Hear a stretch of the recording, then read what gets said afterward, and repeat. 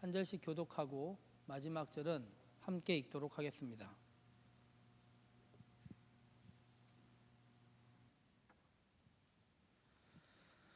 제가 먼저 읽습니다. 예수께서 성령의 충만함을 입어 요단강에서 돌아오사 광야에서 40일 동안 성령에게 이끌리시며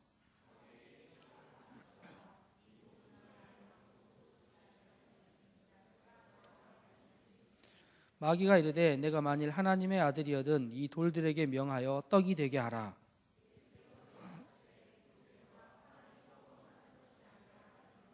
마귀가 또 예수를 이끌고 올라가서 순식간에 천하 만국을 보이며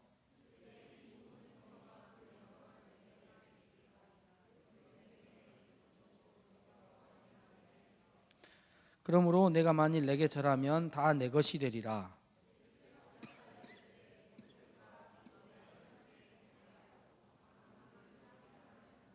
또 이끌고 예루살렘으로 가서 성전 꼭대기에 세우고 이르되 내가 만일 하나님의 아들이여든 여기서 뛰어내리라.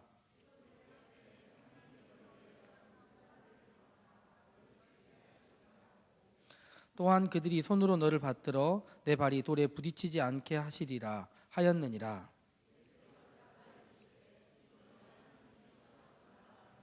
같이 읽겠습니다. 마귀가 모든 시험을 다한 후 얼마 동안 떠나니라. 아멘.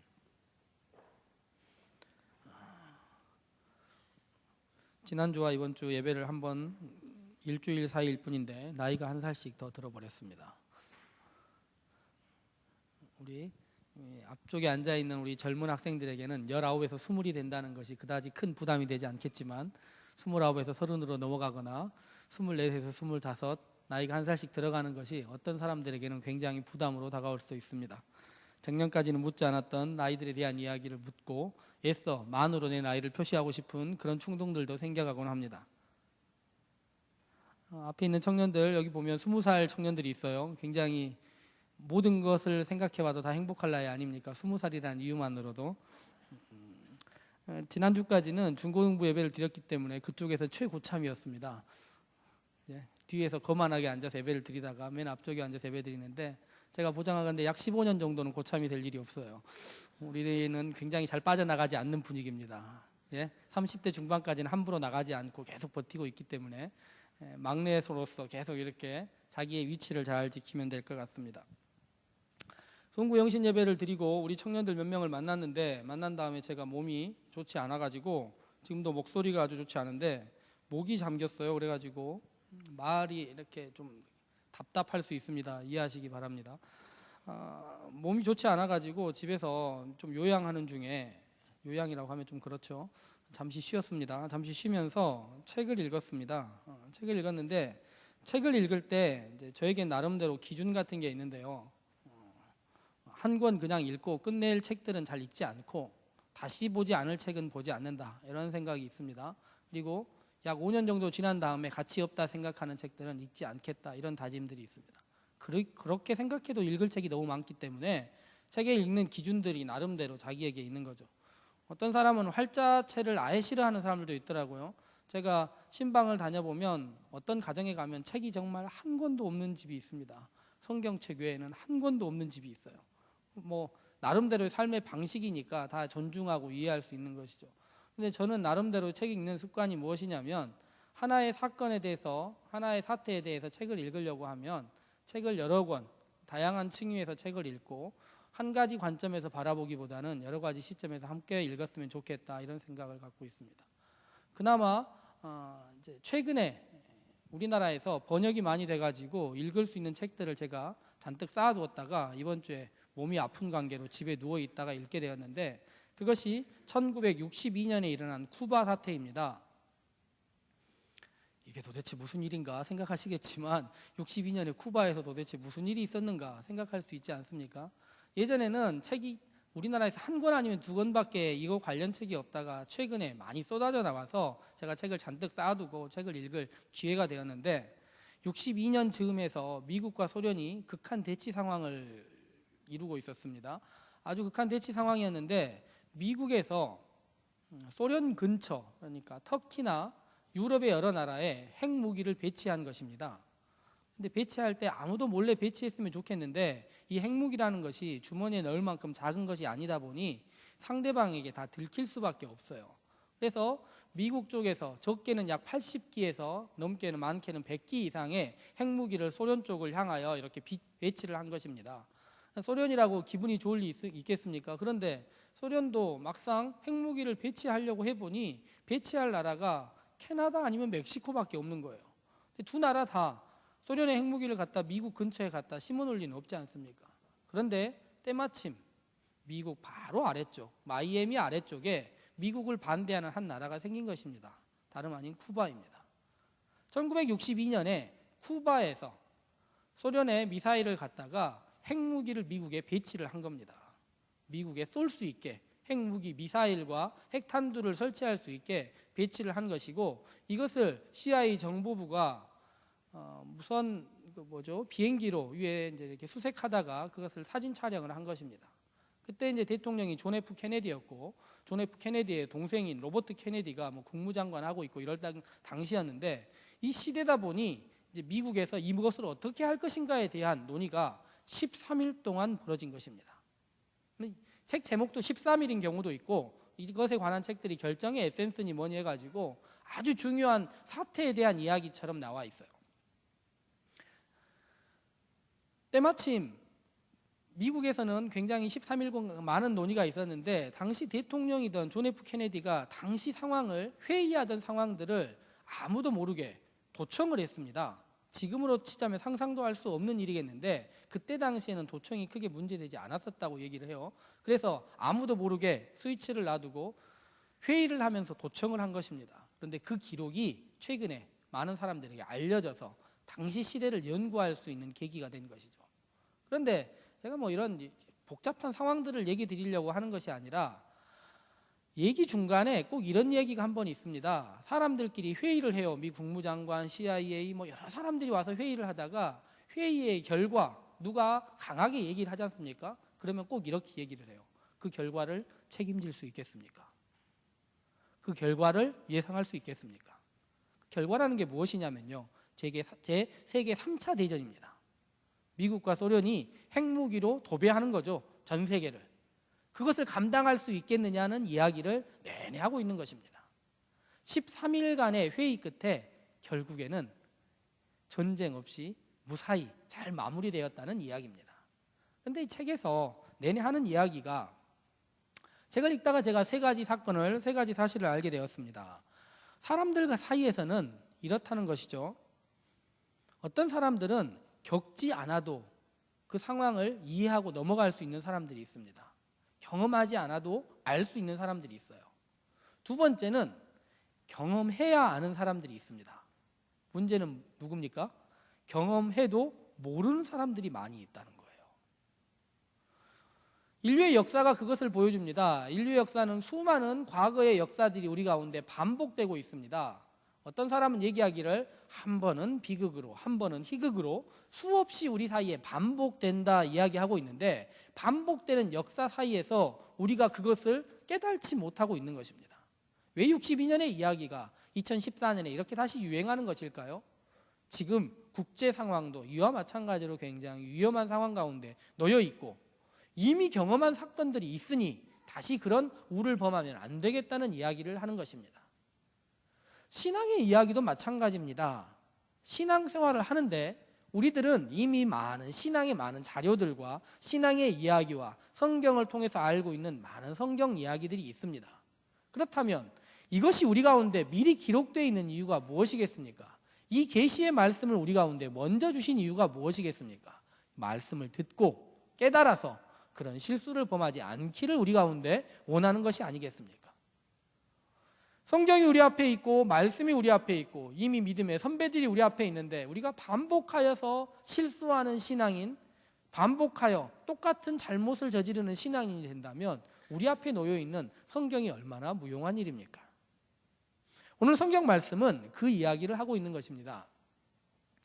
성경에 제가 여러 번 이야기를 드리지만 공관복음이라는 성경이 있습니다. 같이 놓고 볼 수 있는 성경이죠. 여기다 마태복음을 놓고 여기다 마가복음을 놓고 이쪽에 누가복음을 놓은 다음에 새 성경을 읽으면 함께 읽을만 합니다. 왜냐하면 사건들이 유사한 사건들이 있습니다. 오늘 우리가 읽은 성경도 마태복음에도 이 이야기가 있으며 마가복음에도 이 이야기가 있고 누가복음에도 이 이야기가 있습니다. 그러므로 가장 간단하게 이 이야기를 읽고 싶으면 마가복음을 읽으면 됩니다. 단 2줄에 그쳐 있으니까요. 마태복음은 약 10줄, 누가복음이 가장 깁니다. 13줄이나 나와 있어요. 제가 오늘 누가복음을 택한 것은 2가지 이유인데 가장 길기 때문이기도 하고 4장 이후에 나타나는 몇 가지 이야기 때문에 누가복음을 택하였습니다. 오늘 13절 이후를 읽어보면 예수님께서 회당에서 말씀을 전하셨다 이런 이야기가 나오고 16절에 보니까 나사렛에서 가셔서 복음을 전하셨다는 이야기가 반복되고 있습니다.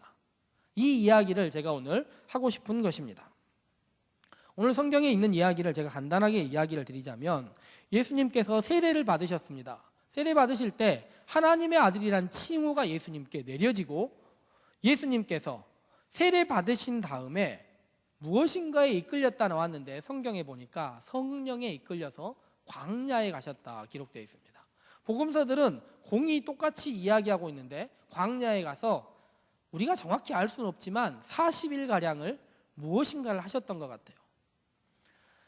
예로부터 이스라엘 사람들은 광야라면 사막과는 약간 다르고 사막보다는 조금 더 건조한 곳입니다. 그런데 이 광야라는 곳에는 옛날부터 우리가 알 수 없는 사탄의 세력, 마귀와 같은 세력이 있다 이스라엘 사람들은 그런 생각을 하였습니다. 그런데 이 광야에 가서 예수님이 40일을 지내셨던 거예요. 낮과 밤을 지내다 보니 예수님이 많은 것을 이겨내셨는데 지내다 보니 사탄이 예수님께 시험을 하였다는 것입니다. 시험의 종류가 3가지예요. 마태복음과 누가복음은 2번째, 3번째 순서가 바뀌어 있습니다. 나중에 참고해서 읽어보시면 마가복음은 시험의 내용이 나와 있지 않고 마태복음과 누가복음은 내용이 바뀌어 있어요. 첫 번째 내용은 이렇습니다. 예수님이 금식을 하시고 났더니 배가 고프셨던 것 같아요. 누구나 이해할 수 있는 일 아닙니까? 배가 고픈 예수님께 사탄이 마귀가 나타나서 이야기한 것입니다. 돌을 변하게 하여서 떡을 만들어 먹어라. 예수님이 성경 말씀을 가지고 물리쳤습니다. 2번째는 아주 높은 곳으로 데리고 올라가서 예수님께 뛰어내려라 이야기를 했습니다. 예수님께서 말씀으로 이기셨습니다. 3번째는 나에게 절하면 천하 만국을 너에게 주겠다 이렇게 이야기를 했습니다. 예수님이 이 3가지 시험을 모두 이겨내셨다는 것입니다. 그리고 났더니 사탄이 떠나가고 천사들이 와서 수종들었다는 이야기가 성경이 우리들 가운데 보여주는 이야기입니다. 그렇다면 이 이야기가 2014년을 살아가는 우리에게는 어떤 의미 있는 이야기겠습니까? 도대체 목사는 무슨 이유로 이 이야기를 2014년에 첫 말씀으로 우리 가운데 던진 것이고 우리가 함께 나누자고 이야기한 것이겠습니까? 놀라운 이야기는 오늘 성경 4장을 읽다 보면 유난히 성령에 대한 이야기가 여러 번 나오는 것을 볼 수 있습니다. 누가복음은 성령에 대한 이야기를 반복해서 우리 가운데 보여주는데 우리가 시험을 겪는다라는 말과 성령 충만하다는 말은 정반대처럼 여겨집니다. 그렇지 않습니까? 성령 충만해 있는 사람에게 어찌 시험이 올 수 있겠습니까? 그렇죠? 성령이 가득 차 있고 내 안에 성령이 내주에 계신다 생각하는 사람에게 시험이 접근하지 못해야 되는 것 아닙니까? 그런데 우리의 생각과 달리 성령은 우리를 시험으로 이끄셨습니다. 예수님을 시험으로 이끄셨고 우리를 시험으로 이끌 수도 있다는 것입니다. 그리하여 우리는 성령이 우리 안에 역사해 있다. 내가 예수님을 온전히 받아들이고 주의 뜻 안에 살고 있다 해서 시험이 없을 것이라 생각하면 안 되는 것입니다. 우리는 예수님을 믿고 있지만 시험에 들 수 있고 우리는 성령님과 동행하지만 마찬가지로 시험에 들 수 있다는 것을 알아야 합니다. 그런데 성령은 예수님을 시험에 이끌었는데 오늘 성경을 제가 읽으면서 가장 궁금한 것이 이런 것이었습니다. 오늘 성경을 보면요. 4절부터 보면 나와 있는 내용이 예수님과 사단의 이야기밖에 나와 있지 않습니다. 그렇죠? 목격자도 증인도 없습니다. 자세히 보세요. 누가 이것을 본 사람이 없다는 것입니다. 경험한 사람은 누구뿐입니까? 예수님뿐이고 시험을 준 건 누굽니까? 사탄이었어요. 그러면 도대체 이 기록은 누가 남긴 것입니까? 예수님이 나중에 제자들 만나가지고 내가 그때 광야에 가서 시험을 받았는데 말이야, 사탄이 이렇게 나에게 3가지로 시험을 했다더라 라고 이야기를 했겠습니까? 혹은 사탄이 성경을 기록하는 사람에게 갑자기 역사하여서 이런 이야기를 적도록 했겠습니까? 아닌 것 같습니다. 그렇다면 도대체 어떻게 하여 이 기록은 남게 되었던 것일까요? 알 수 없습니다. 모른다고밖에 말할 수 없습니다. 그렇지만 한 가지 확실한 것은 오늘의 이야기를 왜 기록했겠습니까? 당시 시대에도, 예수님 시대에도 시험이란 일상적이었던 것입니다. 신앙생활을 시작하는 사람, 공생애를 시작한 사람, 신앙의 역사를 가지고 무엇인가를 하려고 하는 사람들에게 언제나 시험이 다가왔다는 것입니다. 시험의 종류가 성경에 보니까 3가지로 나와 있습니다. 첫 번째, 먹는 문제, 욕망의 문제죠. 2번째, 세상을 보는 문제, 그리고 3번째는 하나님과 연관성의 문제를 가지고 시험이 다가옵니다. 시험이 다가오는데 이 시험들은 우리들에게 다가오지 않을 시험처럼 여겨집니다. 왜냐하면 시험이 너무 세요. 우리들에게는 이런 시험이 절대로 내리지 않습니다. 제가 예전에도 얘기 드렸지만 여러분들에게 돌로 떡을 만들어 먹어라 이런 시험 같은 것은 절대로 오지 않습니다. 여러분들에게 한번 절하고 나면 세상을 다 주겠다 이런 시험 같은 것은 절대로 오지 않는다는 것입니다. 그렇다면 이 성경의 이야기를 읽고 오늘 우리는 어떻게 나에게 올 시험을 예상해야 되는 것일까요? 오늘 성경 마지막 절에 그 함의가 담겨 있습니다. 13절을 다시 한번 읽어보도록 합시다. 시작. 마귀가 모든 시험을 다한 후에 얼마 동안 떠나니라. 이 시험이 예수님께 왔어요. 그런데 어떻게 하여서 제자들이 이 시험을 알게 되었냐면 다음에 이와 비슷한 시험들이 예수님께 또 다가온 것입니다. 이와 유사한 시험들이 예수님의 일생 가운데 반복되었던 거예요. 예를 들어 한번 생각해 봅시다. 여러분들은 오병이어의 기적이라는 기적을 알고 있을 것입니다. 떡 5개와 물고기 2마리로 5,000명을 먹였어요. 그런데 예수님이 무엇으로 5,000명을 먹이는 그 기적을 시작했습니까? 떡 5개와 물고기 2마리. 분명히 무엇인가가 존재하고 거기에서 무엇이 생겨난 것입니다. 예수님은 시험을 받았습니다. 어떤 시험을 받았을까요? 마찬가지로 아무것도 없는 데서, 광야에 있는 수많은 돌들 가운데서 이것을 변화하여서 사람들을 먹이도록 시험을 받은 것입니다. 그런데 예수님은 그렇게 하지 않으세요. 어떻게 하셨냐면 우리가 가지고 있는 무엇인가를 사용하여 바꿀 수 있도록 하나님이 예수님을 사용하신 것입니다. 십자가에 달리셨습니다. 십자가에 달리셨는데 그 위에서만 예수님께서 세상을 구원할 수 있는 것이 아닙니다. 거기에서 내려오셔서도 세상을 구원할 수 있는 것입니다. 예수님이 수많은 제자들을 데리고 있습니다. 그런데 제자들을 사용해서 예수님이 세상을 구원하기 위해서 한 발 한 발 움직이는 일을 생각해 보십시오. 얼마나 힘든 일이고 얼마나 시험에 드는 일입니까? 제자들은 또 어지간히 말을 듣지 않습니까?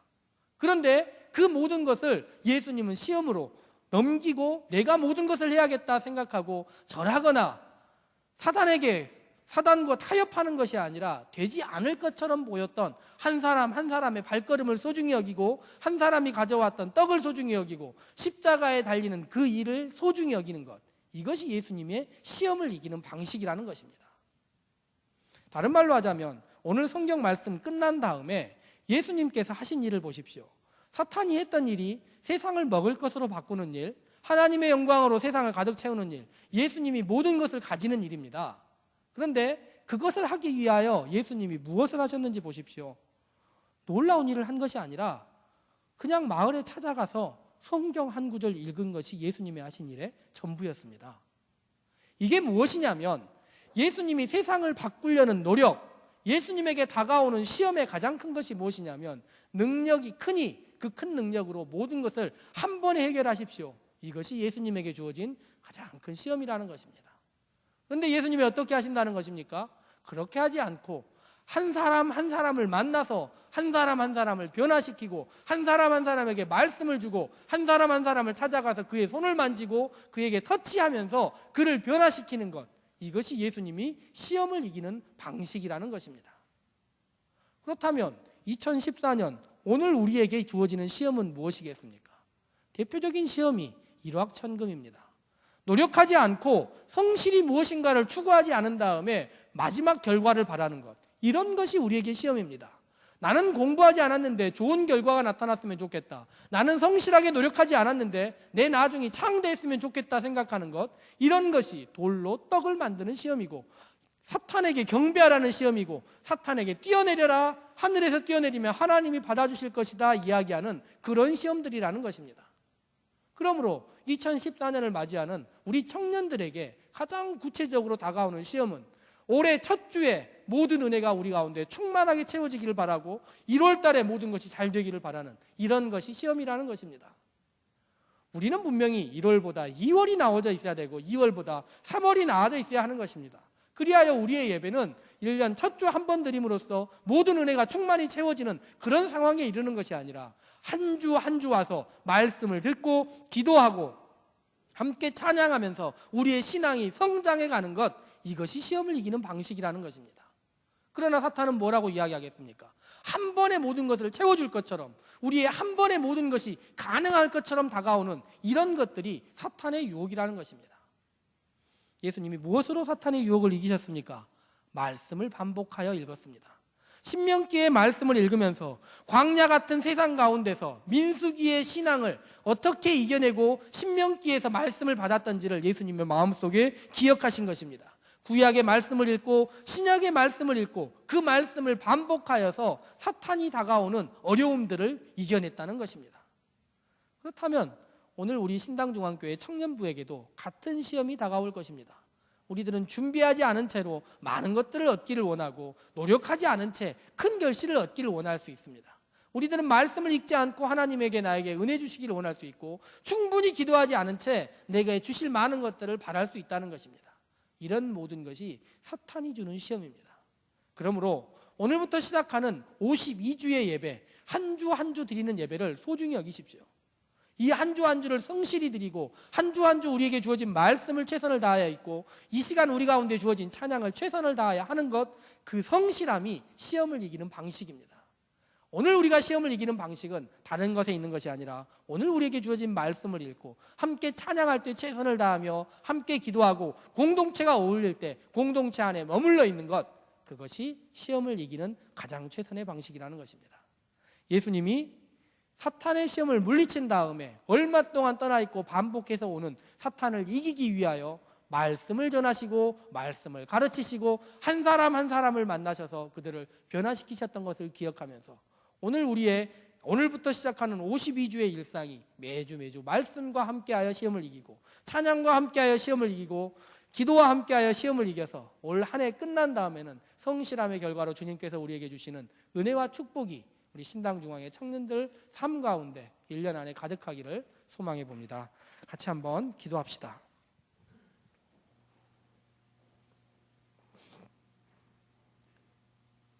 주님께서 그러셨던 것처럼 우리 또한 사탄의 유혹을 이겨내고 일확천금의 유혹을 이겨내고 노력하지 않고 성실하게 최선을 다하지 않은 다음에 얻어질 결과들만을 바라보는 것이 아니라 매일매일의 예배와 매일매일의 기도와 삶 속에서 주님께서 주시는 귀한 것들을 소중히 여기며 한 걸음 한 걸음 성장해 갈 수 있게 해달라고 올해 1년을 계획하면서 함께 기도합시다.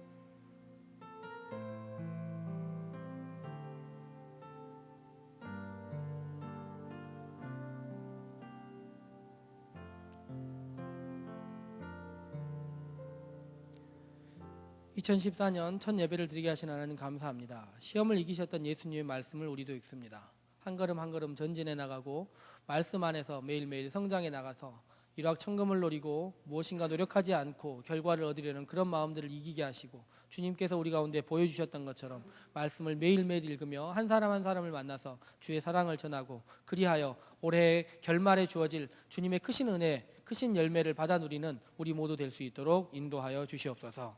감사드리며 예수 그리스도 이름으로 기도합니다. 아멘.